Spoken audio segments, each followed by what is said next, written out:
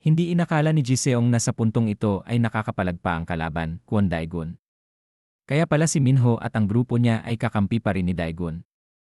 Nang makita niya si Hodong, o isang miyembro ng grupo ni Minho, parang nakakita si Jiseong ng isang tiyuhin na nasa 40 pula, kaya't naisip niya na talagang mabigat kalaban ang panig ni Daegun dahil umarkila pa sila ng upang tinatawag na rented uncle para tumulong. Sa panig ni Daegun, nagpapasalamat siya ng husto dahil pinuntahan sila ng buong grupo ni Minho para tumulong. Pero humihingi rin ng paumanhin si Daegun dahil bukod sa pagpapaganda lang ng eksena, hindi niya masyadong pinagkakatiwalaan ang mga kaklase niyang lalaki dahil sa kasalukuyang sitwasyon, kailangan ng bawat isa na makalaban ng dalawang kalaban. Pero may mga armas pa ang mga kalaban. Nang marinig ito, buong kumpiyansang sinabi ni Minho na siya ay isang walang kapantay na mandirigma. At ang ilang armas sa harapan niya ay parang lamok lang, kaya hindi na kailangang mag-alala ni Daegun. Bago pumunta kay Daegun, lubusang naghanda ang trio, grupo ni Minho, Gihong, at Hodong. Kaya nang magsimula na ang laban, lahat sila ay handa na hawak ang kani-kanilang mga armas, mula sa batuta ni Minho, ang Tsi-Kamao ng Oso, teknike, ni Gihong at tinapos sa Class Choppy, teknike, ni Hodong. Masasabing kahit sa loob ng paaralan natalo ni Daegun si Minho, pero ito ay sa labas ng paaralan kaya ang lakas ng trio ay parang tigring tinubuan ng pakpak. Sa tabi niya, hindi na iwasan ni Daegun na mapasimangot kay Minho at sa mga kasama niya. Hindi niya alam kung ano pa ang pinag-aralan ng mga ito, samantalang puro armas ang laman ng mga bag nila. Sa kabilang panig, isang lalaki mula sa grupo ni Jiseong ang nakarinig ng usap-usapan na si Minho ay bihasa sa paggamit ng lahat ng uri ng armas. Isa pa, ang kalaban, panig ni Daegun, ay may kasama pang rented uncle, kaya mukhang medyo masikip ang labanang patayan ngayon. Nakaangat ang loob, nang makita niya si Minho ay lumapit agad, itinuro ang lalaking may hawak ng baseball bat at hinamon na kung alam niya ba talaga itong gamitin o hawak lang niya para may mahawak. Kaya naman ang lalaking mahaba ang buhok ay sumagot pabalik na kailangan lang niyang basagin ang ulo ng ibang tao, hindi na kailangang alamin ang iba pang kung ano. Kaya mukhang medyo mahirap pero ang laban ng bibig trash talk ni Minho ay isang antas na mas mataas. Habang nilalait ang kalaban na bobo at walang alam. Kaya sa pagkakataong ito, tuturuan niya si Minho ng aral tungkol sa outclass. Sa gitna ng combat gamit ang bibig ni Minho, nawala ng kontrol ang lalaking iyon at sumugod para makipagsagupa sa kalaban. Sa kabaligtaran, sa galing niya sa armas, agad na napansin ni Minho na ang kalaban ay kanang kamay ang gamit. Ayon sa analisis niya, sa isang baguhan na gumagamit ng baseball bat, ang karaniwang atake ay itaas ang kamay at ihampas pahilis. Pero si Minho ay hindi nag-abalang dumepensa, kaya't una, imbis na harangan o iwasan, dumiretso siyang nagbato ng powder buhangin sa mata ng kalaban, kasabay nito, sinamantala ang bukas na pagkakataon at agad na pinaulanan ng suntok ang tiyan. Sa huli, para tapusin ang kalaban gamit ang isang marumi ngunit epektibong galaw, tinapos ng binata si Minho sa pamamagitan ng kanyang espesyal na massage cue slang teknike. Hindi lang iyon, para masigurado na hindi na makakalaban ang lalaking iyon na minamalas, hindi rin nakalimutan ni Minho na bumanat pa ng isang sipa sa mukha. Mula sa likod, ang natitirang kasamahan, sa panig ni Jiseong, ay nagsimulang umangilabot sa maduming estilo ni Minho na umabot na sa antas ng isang maestro. Sa kabaligtaran, kahit may ilan pa siyang kailangang tapusin, ang binata si Minho ay buong kumpiyansa pa rin. Kanina lang, nang makita ang kalaban na may hawak na isang batuta, masakit na para sa kanila, ngayon naman ay naglaro pa ng double batuta. Ang mga tauhan ni Jiseong ay lalong kinabahan at natakot. Bukod pa dyan, ang maduming taktika ni Minho ay kakaiba at mahirap harapin, kaya kailangan nilang lahat na maging alerto para makasagot. Nang mabasa ang isipan ng kalaban, ginamit ni Minho ang kanyang labanang bibig para hamunin ang mga kaaway, para udyukan ang mga kalaban na sumugod sa pamamagitan ng pagpapakaba sa kanila, madaling naiwasan ni Minho ang suntok ng kalaban. Kasabay nito, sinundot, binigyan ng sipa sa puwet, agad ang puwet ng lalaking sumugod sa kanya. Sa kabilang panig, nang magkaroon ng pagkakataon si Minho, agad na sinamantala ni Hodong ang puwang na yon. Para hindi na makabalik ang kalaban, pagkatapos ng pang-akit, pang-abala, sa kasamahan, walang awang tinapos ng binata si Hodong ang kalaban gamit ang kanyang teknike sa mismong tuktok ng ulo ng kaaway. Sa tabi, nang masaksihan ang kabaliwan ng trio, ang natitirang mga kasama ni Jiseong ay kailangan ding maghanap ng armas para depensahan ang sarili. Ngunit nang makapulot lang ng isang bote, kinailangan ng kawawang tauhan na yon na matamaan ng buo ng suntok ni Daegun na nakakapatumba ng armas. Nang biglaang maatake, plinano ng isa pang lalaki na gumanti para sa kanyang kasamahan. Ngunit sa tulong ni Gihong, ang kalaban ay wala na ring magawa. Sa sitwasyong ito, talagang magulo ang lahat ng nangyayari. Sa kabaligtaran, nang mukhang ayos na ang sitwasyon, kumpiyansa si Daegun nang makita ang kalaban, si Jiseong, na tumigil sa pag-trash talk at sumugod na para makipaglaban. Tinanggap ang hamon, kahit dalawa laban sa isa ay okay lang, sina Seungwa at Jiseong laban kay Daegun, pero mas gusto ni Jiseong ang isa laban sa isa. Ayon sa kanya, kahit pa kayang talunin ni Daegun ang 10 ng sabay-sabay, matatalo pa rin siya sa mga kamay niya, kung hindi niya maintindihan ang estilo ng pakikipaglaban ng isang wrestler. Gayunpaman, para masigurado, si Jiseong ang unang sasalang. At kung sakaling maging mahirap, si Seungwa ang susuporta sa kanya mula sa likod. Dati, sa isa o dalawang atake lang, kaya na ni Jiseong nasirain ang mukha ng kalaban, kaya't sa pagkakataong ito ay buong kumpiyansa pa rin siya na siya ang mananalo. Ngunit sino ang mag-aakala, sa simula pa lang, bago pa man lumusob si Jiseong, lubos nang ginulat ni Daegun ang kalaban. Sa ilang simpleng galaw lang, madali niyang naiwasan ang mga atake ni Jiseong. Para hindi manalo si Daegun, agad na sumugod din si Seungwa at nakipaglaban na may 2 atake mula sa likod. Nang maatake mula sa likod, nahirapan si Daegun na umiwas. Isa pa, sa kabilang panig ay mayroon pang si Jiseong na handang sumunggab kay Daegun. Sa kanyang espesyal na lock choke, kumpiyansa si Jiseong at inakala na malapit nang matalo si Daegun. Dahil sa wrestling, ang posisyong mahuli mula sa likod ay nangangahulugang tapos na ang laban.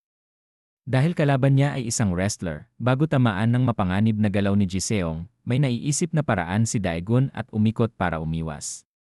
Hindi rin basta-basta ang lakas ni Jiseong. Kaya't si Daegun ay madaling nabuhat at napasok sa atake ng kalaban.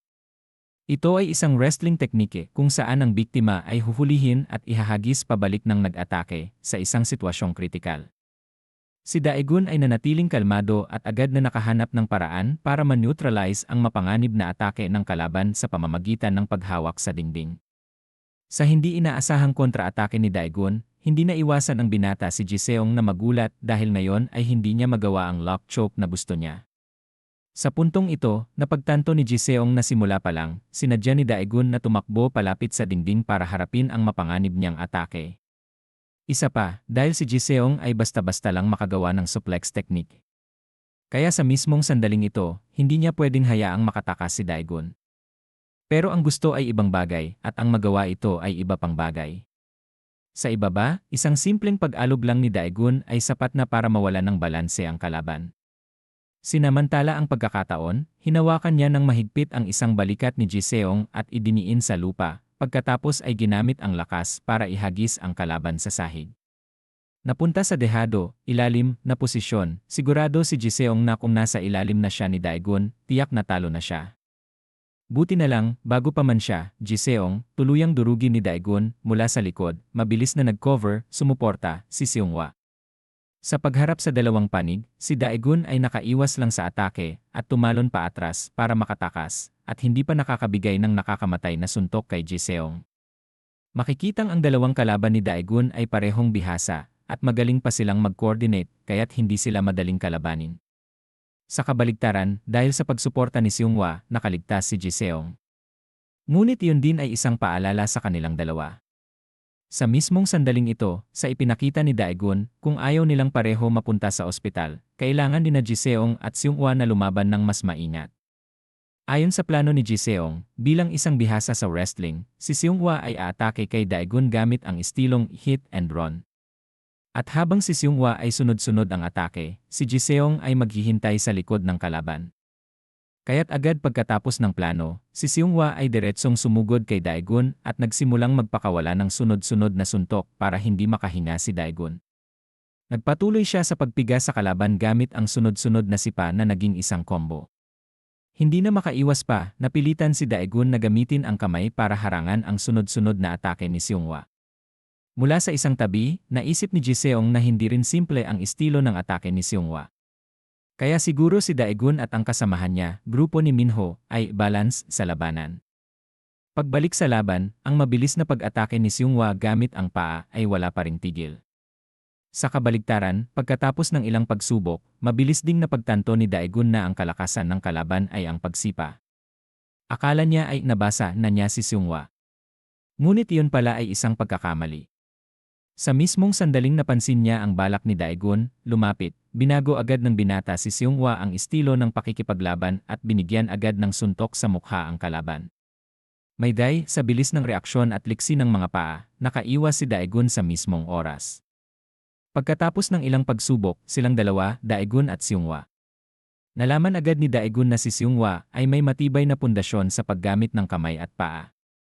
Sa kabilang panig, alam niyang mabuti na si Jiseong ay nagmamasid para sa pagkakataong umatake ng biglaan kapag may bukas na pagkakataon.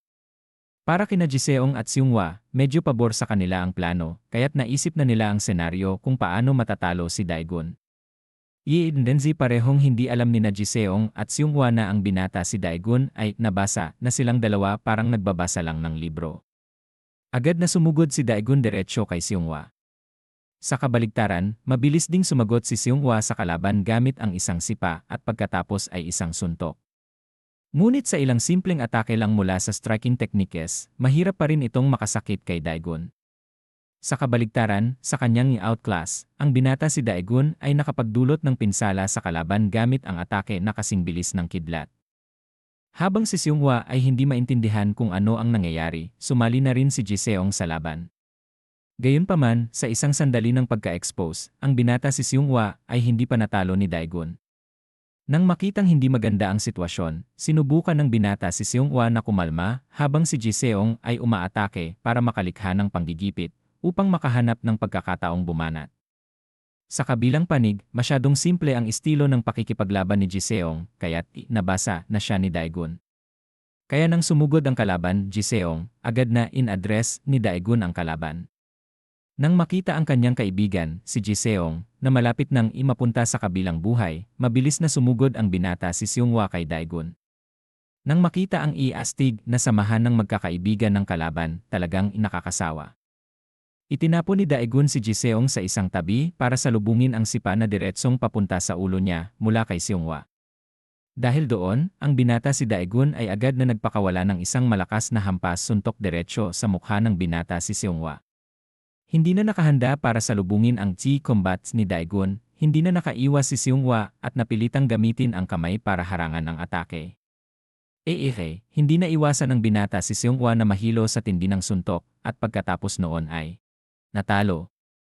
Kahit isang millisecond lang ng pagkakataon, ang suntok ni Daegun na parang kanyon ay hindi na nagbigay ng pagkakataon kay Seonghwa para magpatuloy sa laban. Sa puntong ito, tapos na ang laban kay Seonghwa. Nang matagumpay na maibalik ni Daegun ang chi combat sa isang laban sa isa kay Jiseong mula sa likod, hindi rin inakala ni Minseo na ganito kalakas si Daegun. Sa tabi niya, kaiba kay ina na hindi man lang nagugulat, si Maru naman ay nagsabi na si Daegun ay talagang amazing weird, mukhang bida sa mga. Pagbalik sa laban, pagkatapos walisin si Seonghwa, tinuloy ni Daegun na gisingin si Jiseong para ipagpatuloy ang laban, ayaw niyang masayang ang kanyang pagsisikap. Gusto ni Daegun na si Jiseong mismo ang mag-all out. Kaiba sa pagka-dominate ni Daegun, hindi inakala ni Jiseong na kaya niyang suntukin o i-wrestle ang isang lalaking kasing laki ng halimaw gaya ni Daegun. Wala nang magawa, mahirap pa rin siyang talunin. Kaya't sa huling pagkakataon, gusto ni Jiseong na ipusta ang lahat sa kanyang espesyal na galaw. At doon, walang sinumang naliligo ng 2 beses sa isang ilog. Dahil si Jiseong ay inulit lang ang lumang tugtugin, kaya naboring si Daegun. Kaya't para tapusin ang isolong pagpapatumba na ito, hindi siya, Daegun, nagdalawang isip at nagpakawala ng malakas na atake sa mukha ng kalaban, si Jiseong. Tinamaan, agad na nahilo si Jiseong. Sinamantala ang sandaling nawala ng balanse ang kalaban, agad na niyakap ni Daegun ng mahigpit si Jiseong at mabilis siyang ibinagsak sa lupa. Nahulog sa posisyong iisda sa chopping board. Ginamit ng binata si Jiseong ang buo niyang lakas para makahanap ng paraan para makatakas. Gayunpaman sa kanyang lakas, hindi siya madaling makatakas. Parang tapos na ang lahat para kay Jiseong. Kanina lang, si Daegun ay nahadlangan ni Seonghwa kaya't hindi niya natapos si Jiseong. Ngayon naman ay lubos na nag-dominate si Daegun, sa isang suntok ay nahihilo, sa dalawang suntok ay natutumba. Mismo sa sandaling ito, ang nakikita ni Ina ay hindi isang simpleng labanan, kundi parang ginigiling lang ni Daegun ang kalaban na parang ginigiling ang bigas. Sa simula, malaki ang iyabang niya, pero nang masaktan ng husto, hindi na kinaya ni Jiseong. Dahil doon, sa maikling panahon lang, ang binata na may ilusyon ay naging hindi na makagalaw. Talagang ang iibo ay namamatay dahil sa katangahan, hindi dahil sa sakit. Tulad ng sinabi niya sa simula, dahil lumampas na sa hangganan ang kalaban, si Daegun ay hindi magpapatawad kahit pa nagmamakaawa ang Bobong si Jiseong. Si Daegun ay walang awang sinakal ng mahigpit ang kanyang leg. Ngayong sandali, si Jiseong ay magbabayad dahil sa pagsunod sa isang tao na nagngangalang Kim Gon. Hindi alam ni Daegun kung ano ang ginawa ng ihayop na yon para sundan siya ni Jiseong ng ganoon. Pero ang dahilan kung bakit si Jiseong ang naghanap ng gulo kay Daegun ay napakaliwanag na. Kaya't bago pa man matalo si Jiseong, may isa pang tanong si Daegun na gustong malaman ang sagot. Iyon ay, sa kanyang palagay, sino sa tingin ni Jiseong ang magiging taga-stabilize ng Kimryong High School? Si Kim Gon ba o ang taong kasalukuyang sumasakal sa kanya? Sa kabilang panig, sa pangwakas na suntok ni Gihong, natapos na rin ang laban sa pagitan ng grupo ni Gihong at ng mga tauhan ng Bongseong High School. Pagbalik kay Daegun, gusto pa rin ni Daegun na pag-isipan ng mabuti ng kalaban, si Jiseong, kung ayaw na niyang magkaroon pa ng problema. Napilitan si Jiseong na kaladkarin ang kanyang kaibigan, Seonghwa, at tahimik na umalis. Bukod pa dyan, ang buong grupo ni Jiseong ay hindi na kailanman pwedeng ulitin ang pambubuli kahit isang beses pa. Sinubukan nilang iligtas siya pero tapos na ang sitwasyon at tuluyang natalo si Dongman. Wala siyang magawa kundi tanggapin ang mapait na katotohanan at sumunod sa sinabi ni Daegun. Nagulat si Manho nang makita niyang pinakawalan ni Daegun ang grupo ni Dongman. Sagot ni Daegun, hinding-hindi na makakatapak pa sina Dongman at ang kanyang mga kasama sa Kimlong High kahit minsan. At wala na rin silang silbi kaya walang kwenta kung mananatili pa sila. Isinantabi muna ang tungkol sa magkapatid na Dongman, hindi matanggap ni Manho na ang talunan na si Gonggon ay nangaakit ng ibang estudyante para sa gulo. Kaya naisipan ni Manho na yayain si Daegun na bigyan siya ng leksyon gamit ang palo. Gayunpaman, dahil medyo pagod at marami pang ibang paraan para asikasuhin si Gonggon, tumanggi si Daegun sa alok ni Manho. Bukod doon, salamat din sa grupo kaya nalagpasan ni Daegun ang nangyari. Kaya nais niya ring pasalamatan ang lahat. Narinig ito, ang mukha ng trio ng pasaway ay tuwang-tuwa at nagkaisa sa pagsasabing, lahat naman tayo magkakaibigan kaya natural lang na tulungan ang isa't isa. Para kay Minsu, dahil wala rin naman siyang masyadong nagawa, nahihiya siyang tanggapin ang pasasalamat ni Daegun. Sa parte naman ni Gimo, nang marinig niyang may kailangan pa silang gawin ni Daegun, agad niyang naisip ang parusa ni Daegun. Ang batang si Gimo ay napakaliit, umiiyak at nagrereklamo na wala pa siyang nasasayang masayang sandali sa buhay pero malapit na siyang mamatay, nakakaawa tingnan. Plano lang ni Daegun na parusahan siya ng kaunti, pero sa isip ni Gimo parang malapit na siyang mangibang bayan kasama ng unggoy. Sa kabilang banda, nang mapagtanto niyang tapos na ang laban, nakahinga ng maluwag si Mazi dahil ligtas na siya. Gayunpaman, dahil sobrang pagod ang kanyang mga paa, muntik na siyang matumba. Totoo nga ang kasabihang sa bawat kamalasan ay may kapalaran. Nang yakapin ni Daegun sa bewang, napagtanto bigla ni Mazi na maganda rin pala na mahina ang paa.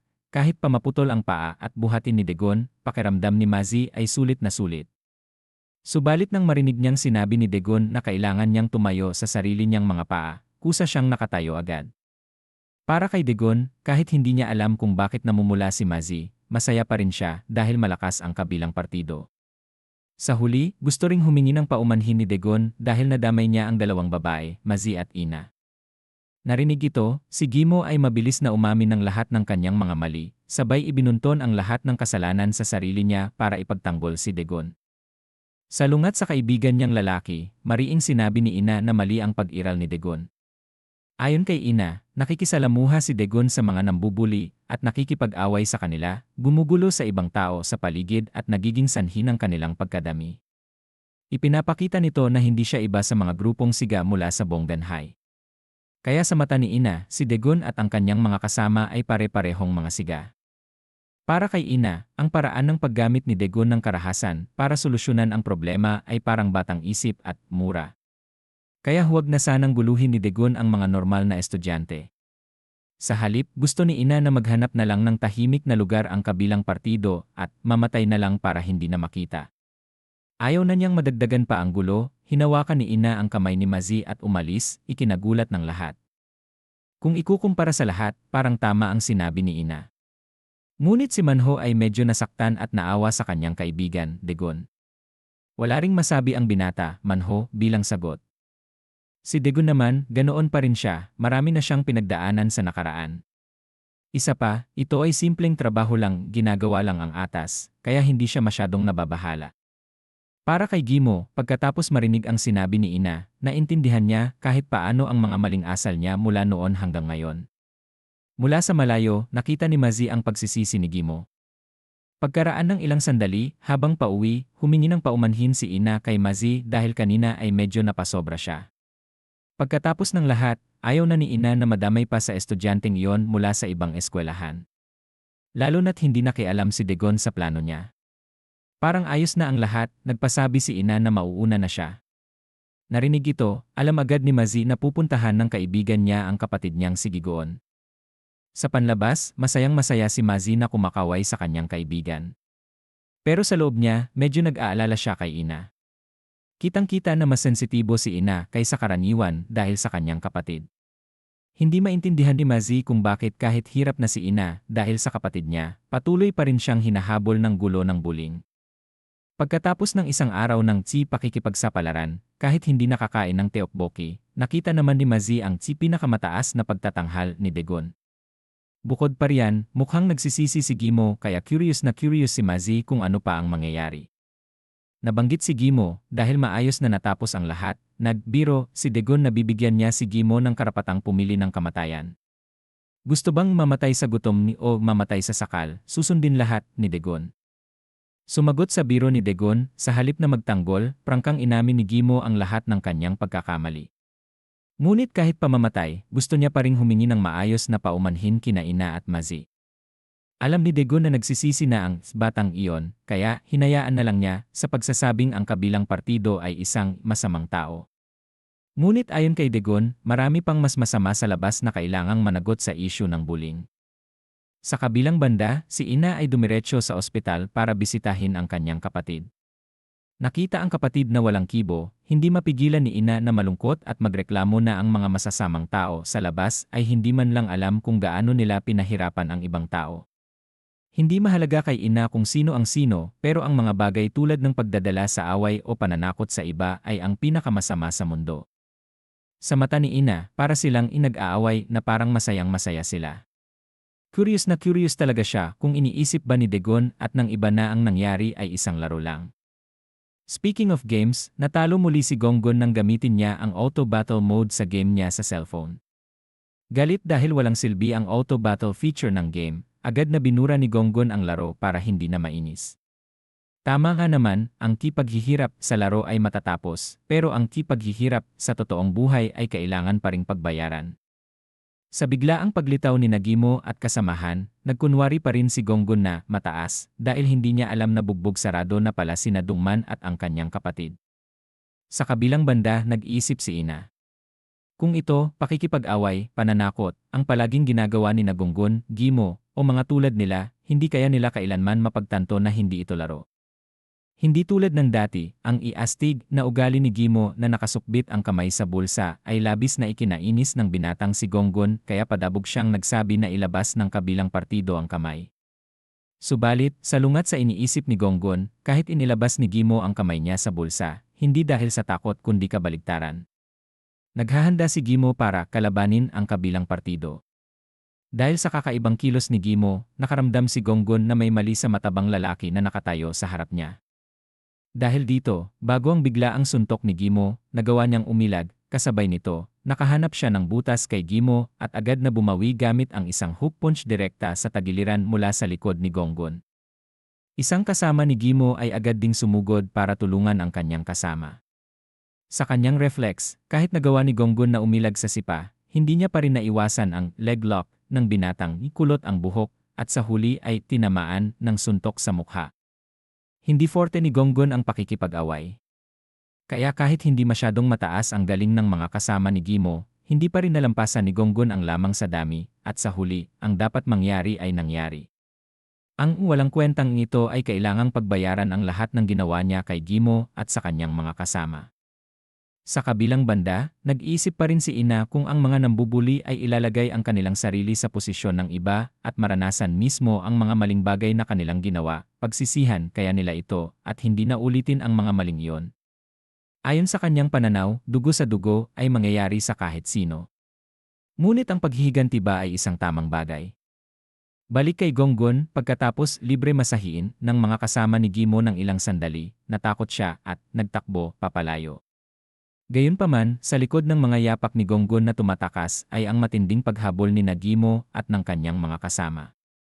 May kasabihan na, karma is a bitch, hindi naghihintay ang batas ng bunga. Kaya pagkatapos lang tumakbo sandali, malas siyang natisod sa isang maliit na post sa gitna ng daan at bumagsak.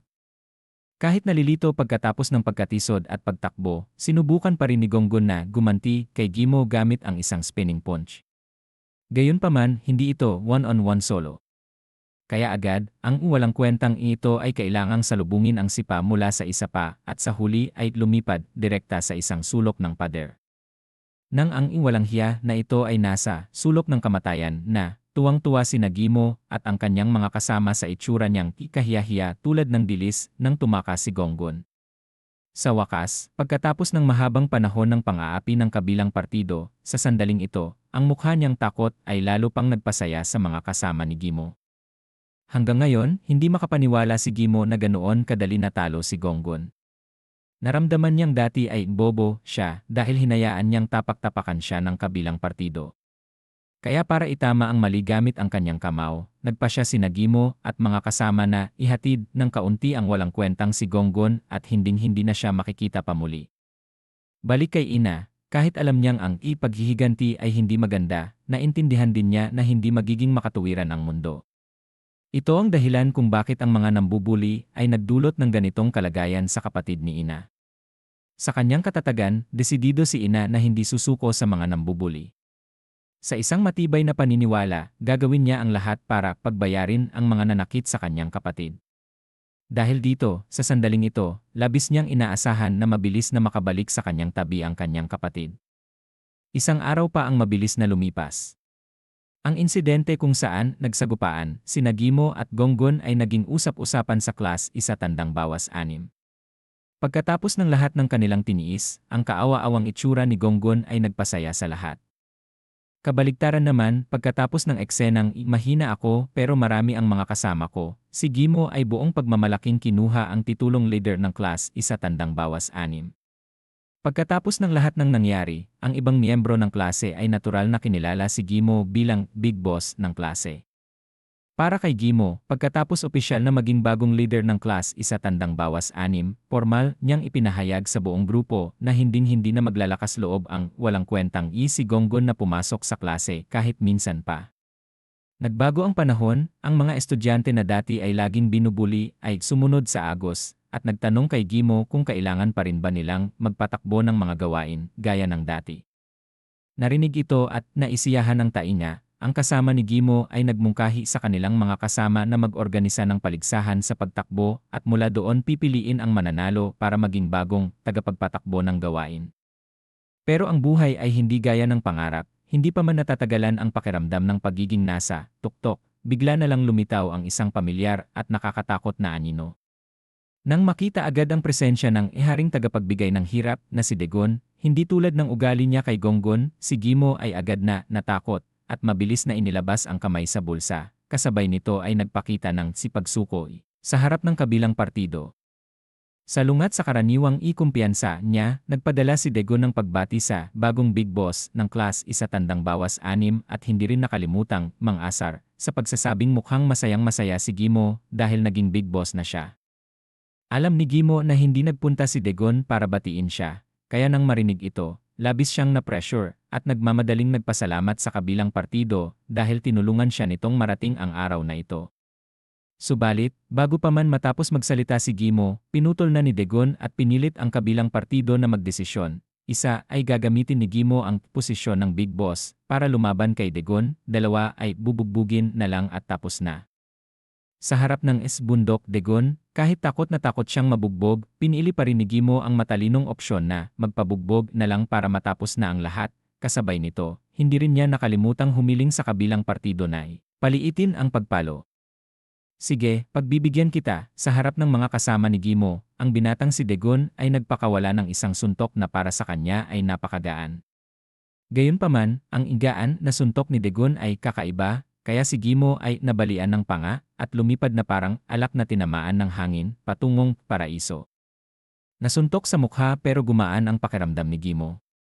Kahit hindi niya alam kung pinagaan nga ba talaga ng kabilang partido ang suntok o hindi, pero ang matabang lalaki ay nakaramdam na parang gumaan ang buo niyang katawan.